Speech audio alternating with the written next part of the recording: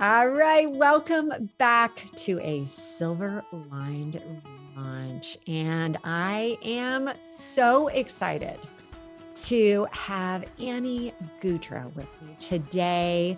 She is somebody that you are going to want to listen in here because she's got so many.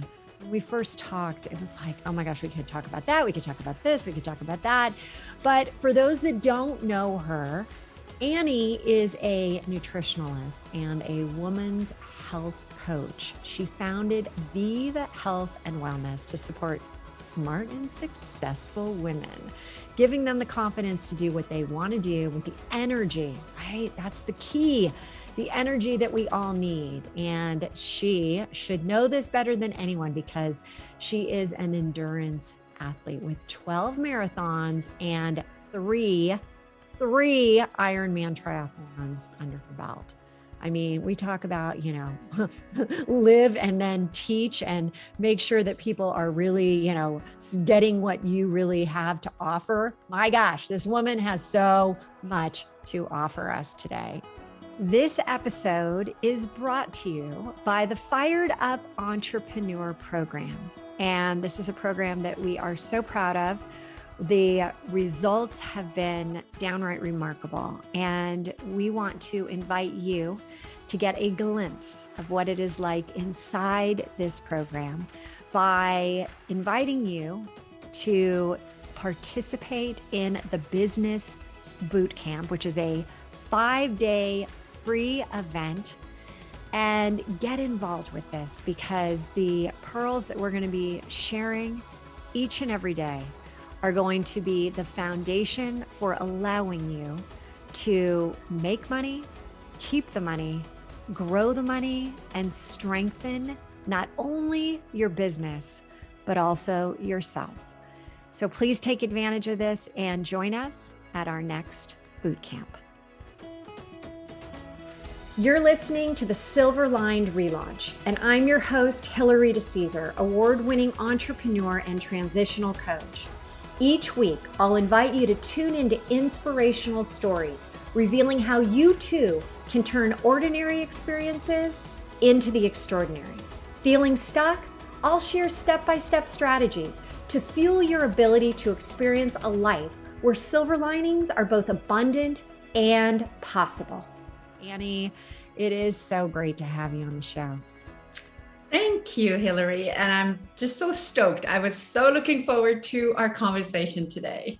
Well, you are one of those people that just your energy, I'm looking at you. And for those that want to see, not just hear this experience, this show, you can go over to YouTube and there's links, but you've just got this beautiful aura about yourself, beautiful energy. And I'm so excited to share that with my listeners and all of the goodness that you brought the last time we had the conversation. I'm like, yes, I get to have you on the show. So let's start with discussing more about your significant relaunch that's happened to you. Yes, because you might be listening to this and going, I have nothing in common with this woman. She is probably crazy and this is not for me. So I am here to tell you, listen in, absolutely you belong here because there is nothing special about me. However, I did have to go through a little bit of a personal crisis in order to get here. So I did have a traditional, I would say, executive career. And where, like many people, I was striding along and I was doing what I was supposed to do and I was checking all the boxes and I was having on the surface a lot of success there, but my personal life was always a mess. And I was fundamentally really hiding in work and I was not really dealing with any childhood trauma, any scars that I had. And we all have little things that we need to deal with. And I decided eventually this cannot go on because I am going to become a very miserable, unhappy human being. I And think so many people right now are listening and they're like, okay, I get what you're saying. I was one of them too, throwing myself into work. Totally get that. And you had this wake up call. You had this wake up call that like, wait a second. yeah, My it was pretty personal life bad. is not happening for me. So what was Yes. going on? Well, so my partner and I at the time, we had been together for 13 years. We ran our own business. We had a couple of homes. I had literally all my eggs in one basket, all my eggs in one basket. And that was a really bad situation. I woke up one day and felt I just cannot do this anymore. I literally cannot continue with this life. I am with this person because of convenience and because it checks the boxes. Again, it's a good person. There was nothing wrong there. It was just not the right fit for me. So when you say bad situation, you're talking about that you're with someone, you've built this life and you're just, it's not, you're looking at the person, you're like, you're looking at your life and you're like, what's going on here? Yeah, I was pretending. I was literally pretending. I was pretending and I had become a really good liar because my childhood was all about pretend that it's going to be okay and pretend that this doesn't exist. And therefore pretending and lying became a de facto mechanism for what life is all about. When it doesn't go well, just pretend it's okay. So I had really mastered that skill. And I was pretending that I was in love. I was pretending that I loved my life. I was pretending that these goals that we had set for ourselves met my needs. And you eventually, what they say, what you resist persists. Well, it came back up with a vengeance. And I found myself crying, and I found myself wanting to have affairs. I was dreaming of other lives. I was like, what is happening to me? This is not me. However, I did not know who me was. I had no idea. I love how honest you are about this, because I really believe this idea of pretending, lying to yourself. We put up these false facades of like, oh, I'm really happy, and everyone, thinks you are. And then something happens, you get, you get divorced, and they're like, oh my God, I thought you were so happy. I think so many of us are living under that lie. I know I did that. I totally did that. So I'm listening to you. I'm like, absolutely. And as you said, what you resist persists. It always comes back. It always comes back to roost, right? It just, gosh, Oh my God, absolutely. keep pushing it away, pushing it away, pushing it away. But Yes. I call it hell in the hallway. I mean, Yes. it is like, just keep shutting those doors, ladies. Just keep putting everything behind. But guess what? All of a sudden, your beliefs underground, those little teeny nagging things, they start to like literally feed, like they crawl under. And then there's one, and then there's 100. And then there's like, it's like the ants in the morning when, you haven't cleaned your counter really well. And it's like this whole big amount in the morning. You're like, yeah, this is what happens. But you were willing to say, hold on. And you were already in, and your indicators I thought were interesting. You said that, you were starting to think about affairs. And how did that make you feel? Oh, I just thought it's a kind of a self-serving prophecy, because then you think so badly of yourself, and you're thinking, oh my God, I'm the most horrible woman out there. I am not worthy of beautiful things. I am not worthy of a great relationship. If this is kind of narrative that goes into your head, oh my God, you can't be a good friend. You certainly cannot be a great person. And think about the image that we also have, like, men are the cheaters because they're I don't know, like testosterone driven machines. Women, what does that make me? This is like the most horrible thought.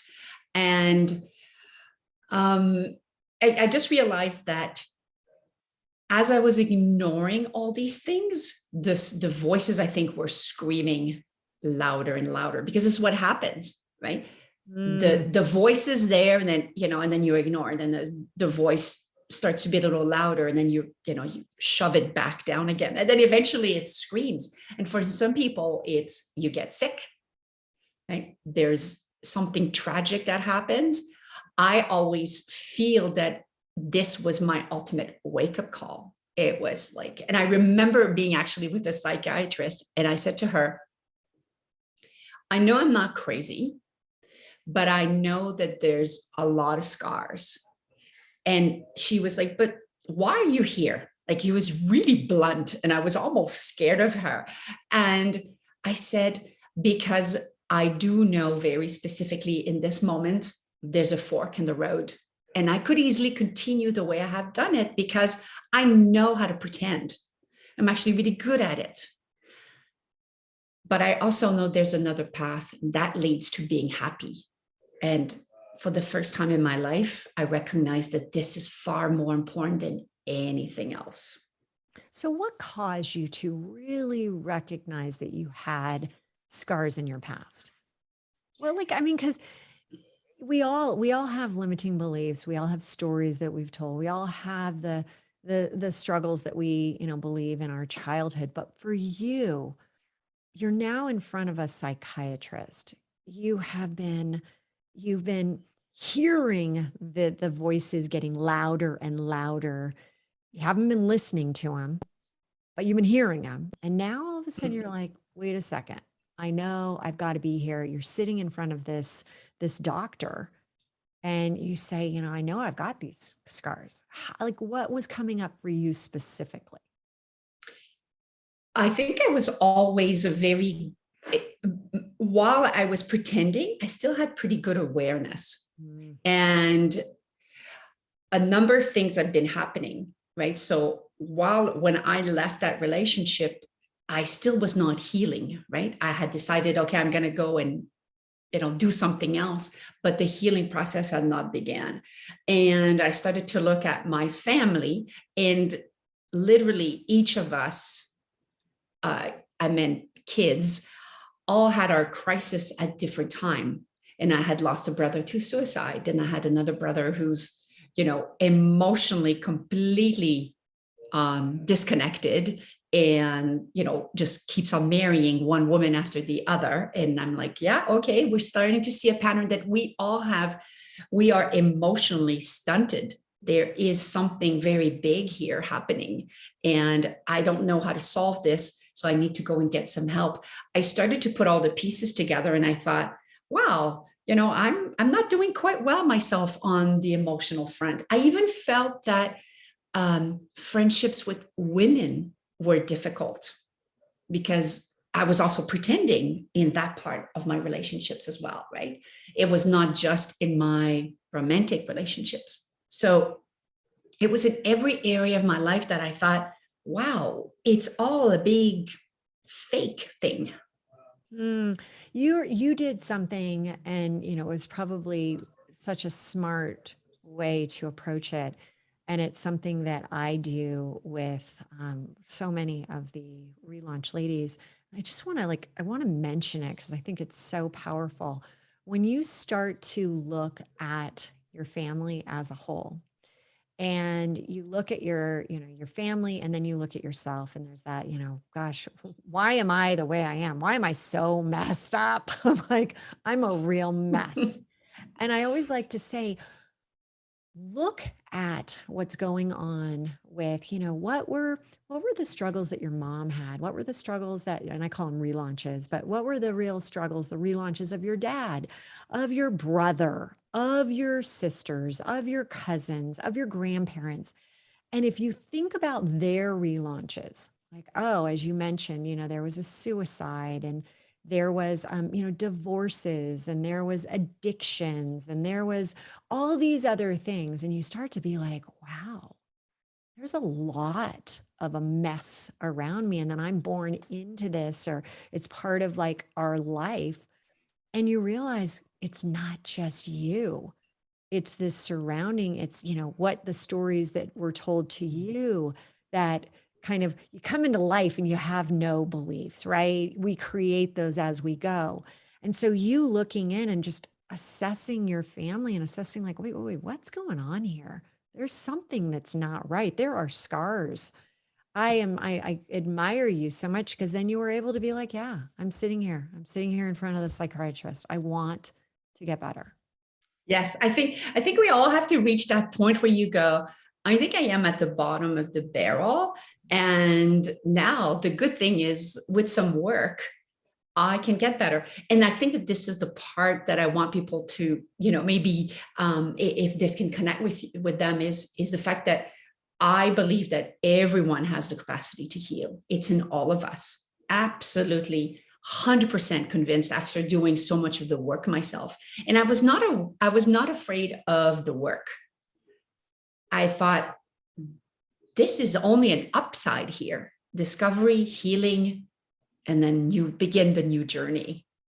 You know what? I always say there's a message in the mess, right? Oh, I love that. That's great. Think of how you spell message, and then my God, there is a mess. And for some of us, it's really messy. For others, it's just a mild mess.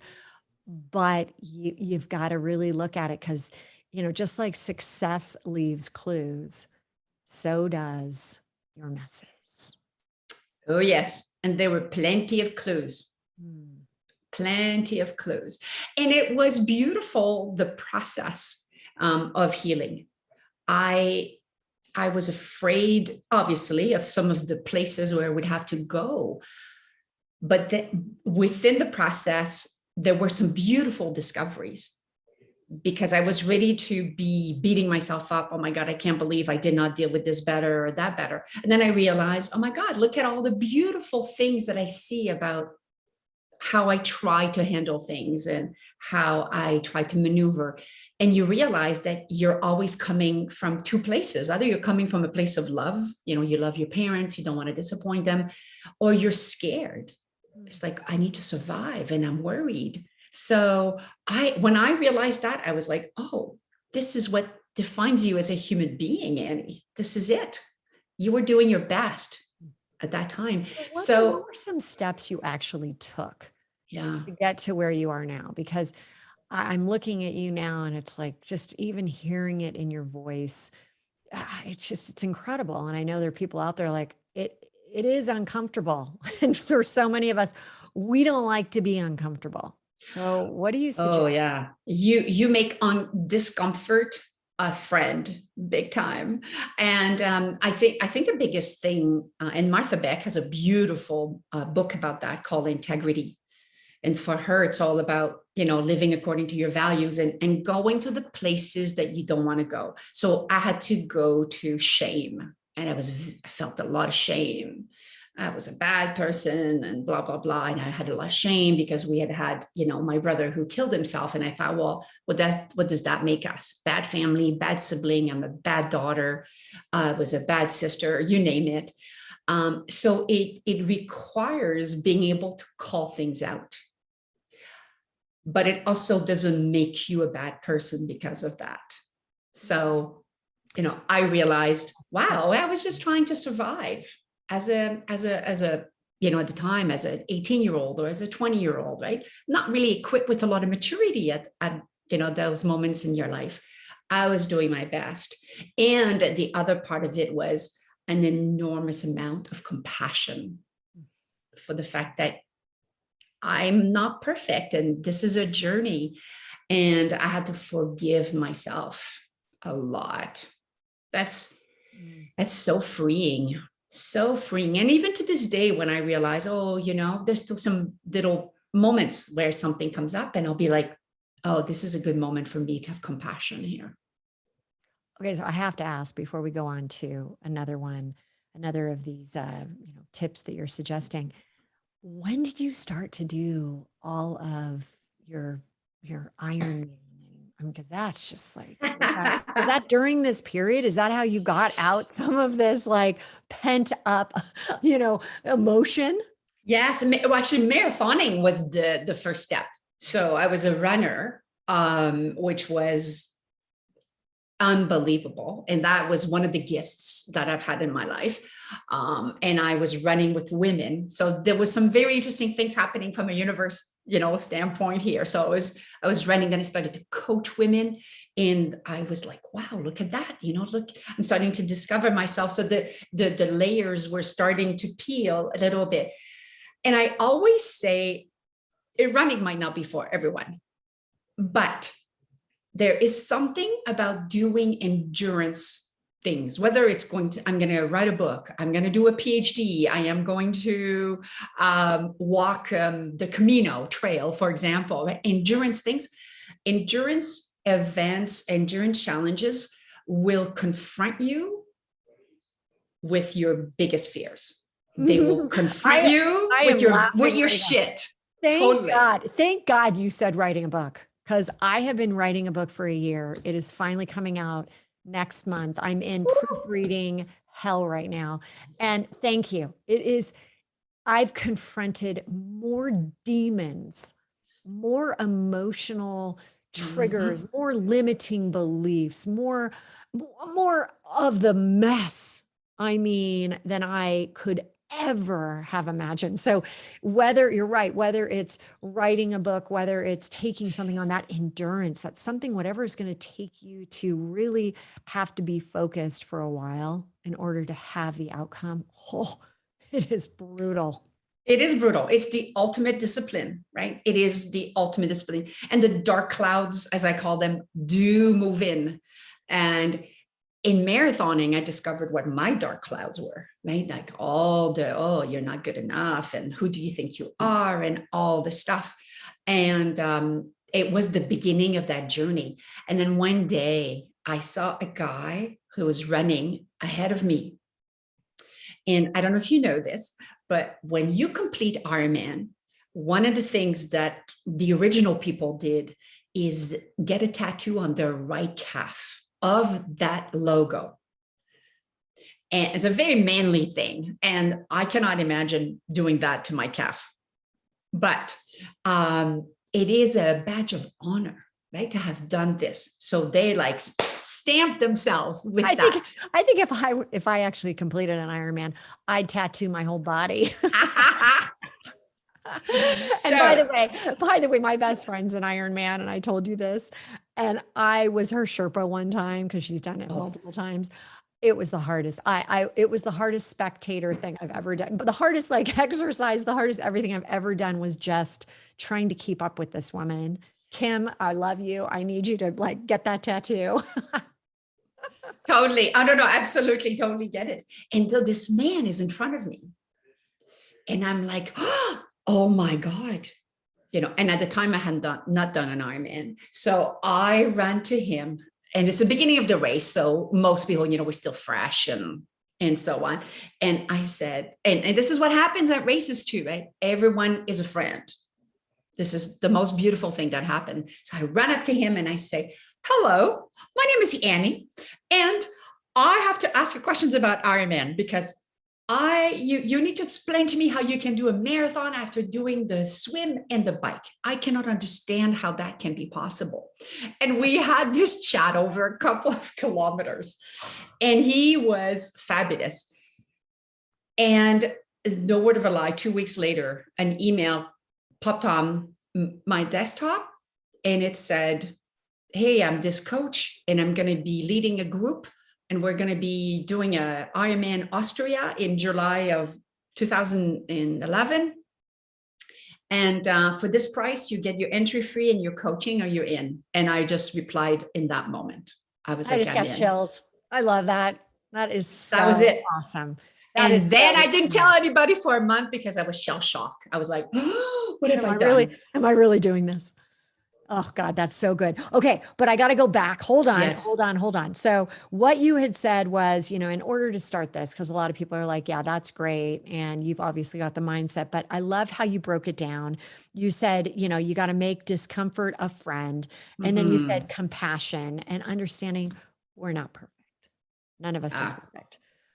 Those are so powerful. Is there another tip that you wanted to share that could also help us just understand and further clarify how we can just begin this journey?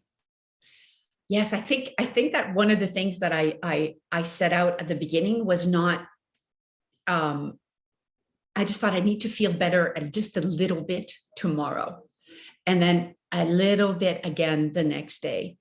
Um, there was still a lot of doubts in me, and I honestly could say here to everyone, I wasn't sure if I could be repaired. I felt that I was broken and I wasn't sure I could be repaired.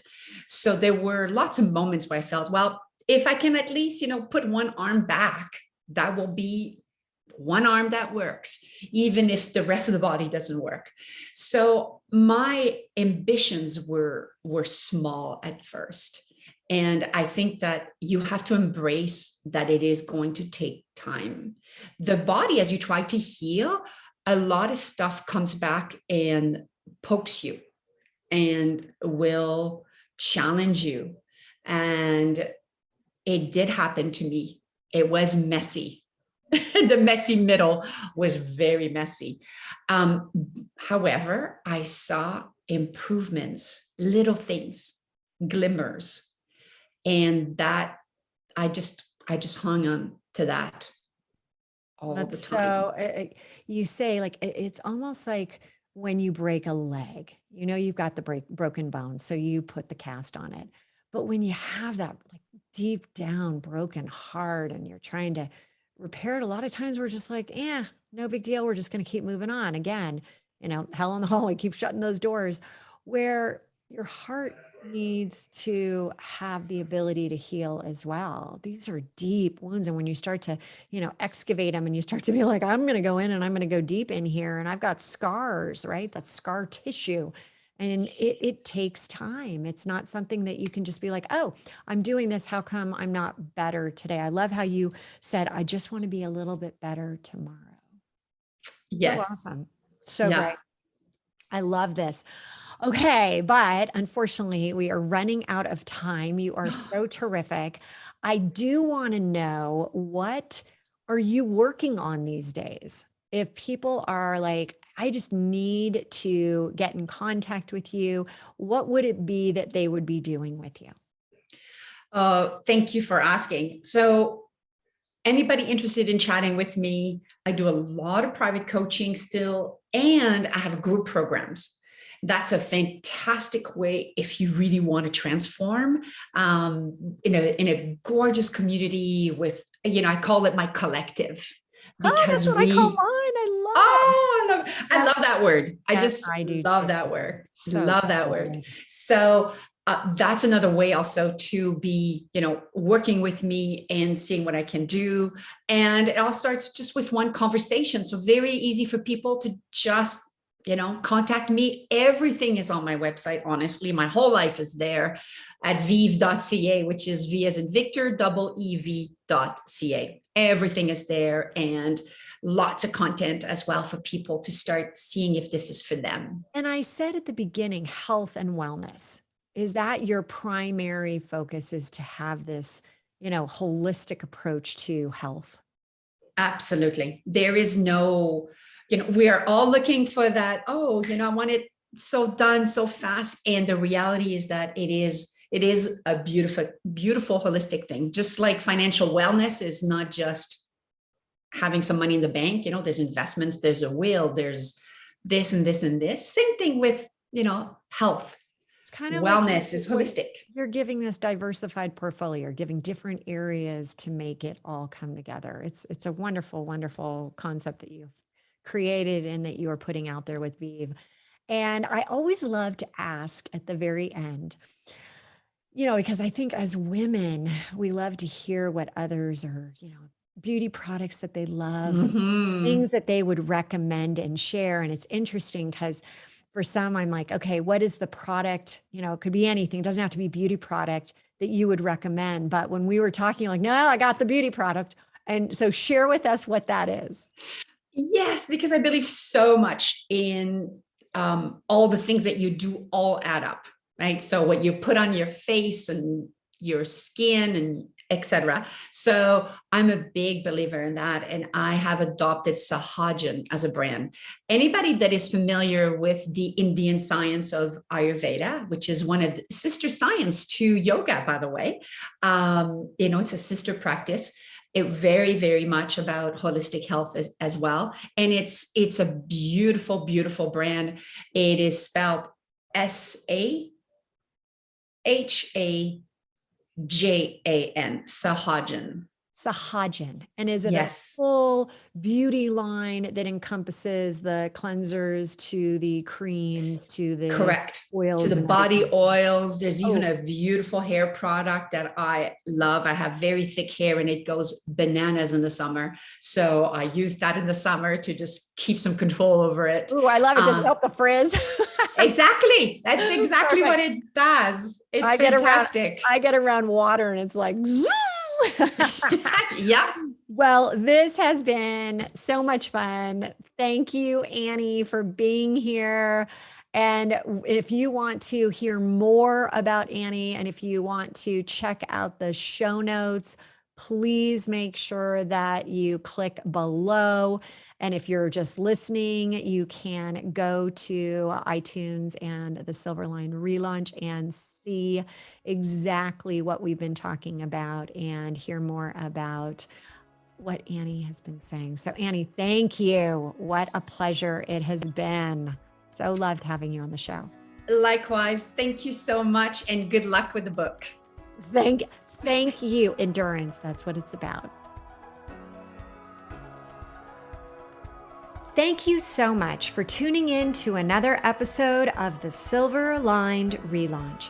If I said something today that resonated with you, will you please head over to iTunes right now and leave us a 5-star review and share this episode with others and help them find the silver linings as well. And don't forget, you can have immediate access to the show notes, any giveaways, and the links to those amazing beauty products at therelaunchco.com/podcast. Until next time, there's always a silver lining, and now is the time to hit the reset button to relaunch those transitions into transformations.